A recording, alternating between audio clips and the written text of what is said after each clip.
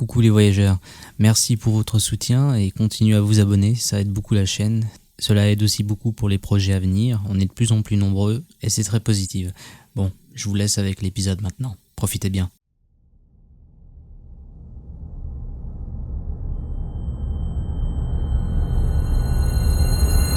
La sortie hors du corps. Il y a quelque chose encore qui m'échappe. Pourquoi des expérienceurs continuent à qualifier la décorporation de simple rêve lucide ou d'hallucination hypnagogique, tandis que d'autres soutiennent mordicus qu'il s'agit d'une expérience du réel? Sommes-nous fous, illusionnés ou victimes de l'incompréhension de nos camarades restés dans la grotte de l'allégorie de Platon? Ma position est souple, je comprends les arguments des uns, mais souhaite tout de même considérer le paradigme conscientiel comme potable. À savoir, oui, la conscience se manifeste de façon multidimensionnelle et multi-existentielle. Ce n'est qu'un choix après tout, et c'est le mien. C'est aussi pour cette raison que je considère la sortie du corps comme une expérience reine. Je ne dis pas que c'est la seule expérience légitime, mais qu'elle semble être un pivot pour le développement de la conscience et plus encore, de la spiritualité. Et cela depuis le début de notre histoire.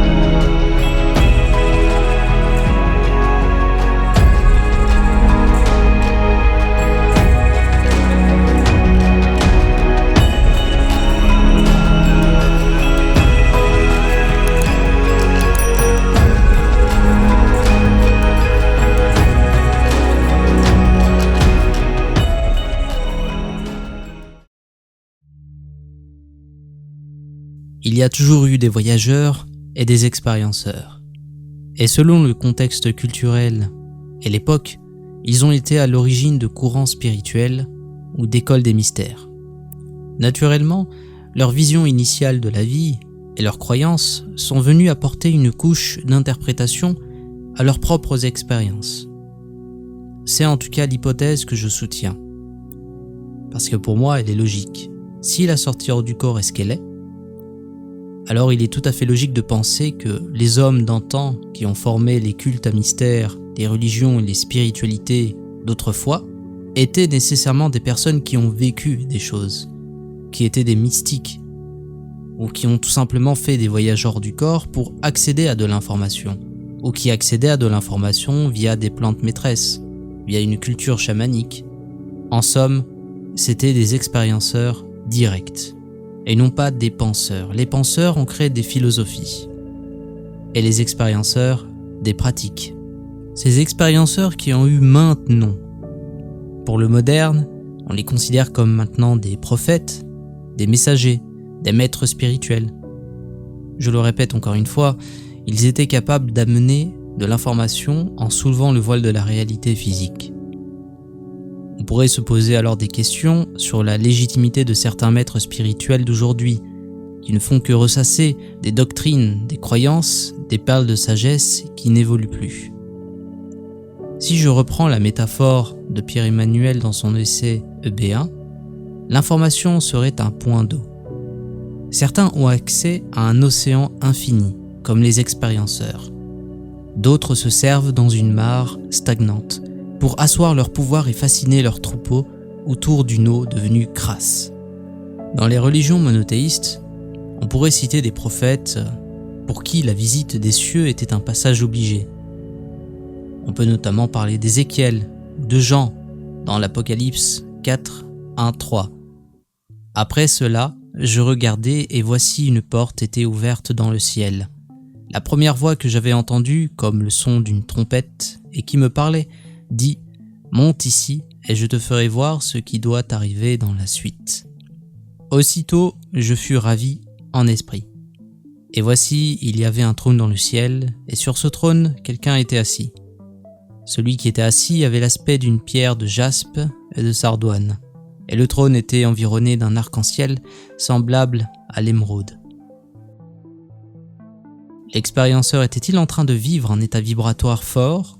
C'est ce que me fait penser le bruit des trompettes. Nous avons aussi l'action d'être ravis en esprit, donc il y a un corps spirituel qui se déplace, et un switch dans une autre dimension, un monde supérieur apparemment.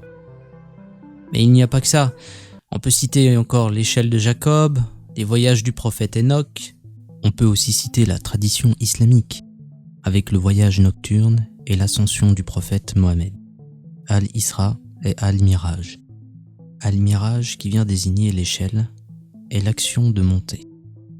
Ces deux expériences seront les points culminants de la vie spirituelle de cet homme qui suivit une véritable initiation. Il y enfourche le cheval Al-Borak, l'éclair, qui pourrait être un ajout ou le codage mystique associé à l'état vibratoire, celui qui vous prend tel un éclair.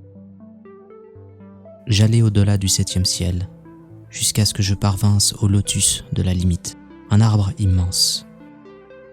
Je fus conduit jusqu'au 70e voile.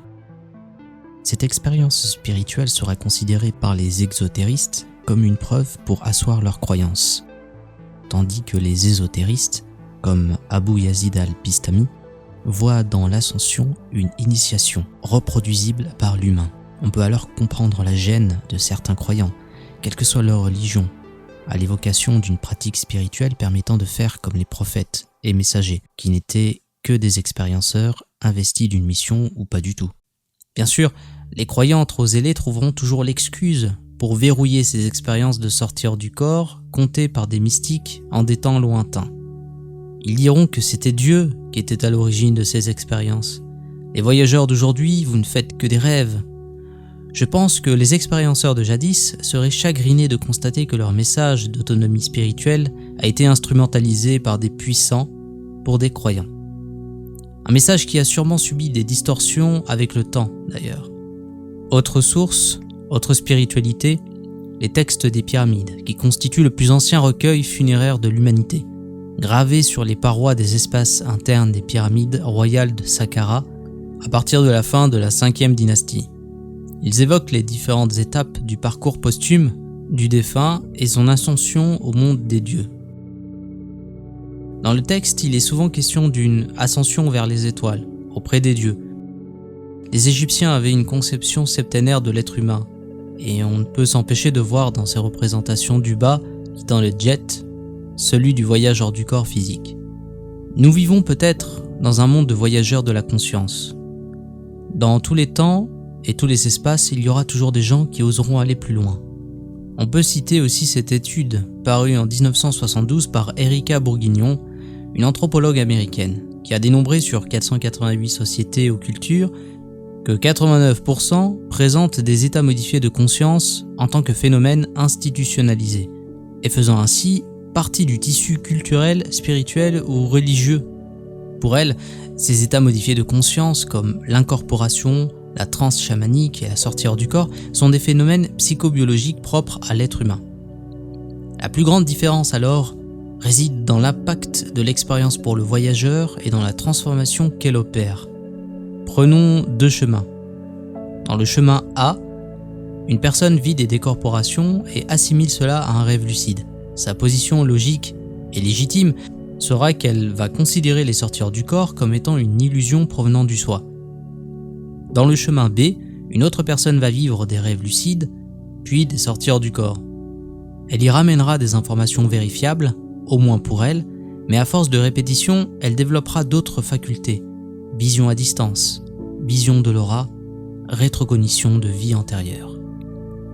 C'est une hypothèse, mais la grande différence entre un rêveur et un voyageur sera sa capacité à déployer la conscience et ses attributs de façon holistique. On peut citer Pierre-Emmanuel, qui s'est retrouvé à tordre des barres de métal et j'étais le témoin de ce phénomène. ou Marc, avec sa vision de l'aura et ses rétrocognitions, et à mon humble niveau, des rétrocognitions simples. Pour certains, la sortie hors du corps fait l'effet d'un réveil de la conscience. C'est peut-être un critère supplémentaire pour caractériser la sortie hors du corps du rêve lucide de décorporation. Nicolas Fraisse, aussi maîtrisant le remote viewing et la sortie hors du corps, s'est retrouvé à développer d'autres facultés, comme la clairvoyance. Et c'est principalement pour cette raison que j'abonde du côté du paradigme conscientiel. Sa capacité à nous changer et le fait qu'elle semble être un carrefour pour d'autres expériences. Je vous invite tout de même à rester prudent et à tout faire pour vivre l'expérience vous-même. Et je terminerai donc par cela. Être ouvert ne veut pas dire revêtir le manteau d'une croyance sans discernement, même si nous y avons le droit. Voyageuses, voyageurs, vendredi, retrouvez-nous avec Mark Auburn. Ce sera le 4e live de cette chaîne et il y aura des surprises, donc n'hésitez pas à venir nombreux. Merci encore, pratiquez bien, c'était le voyageur de la conscience.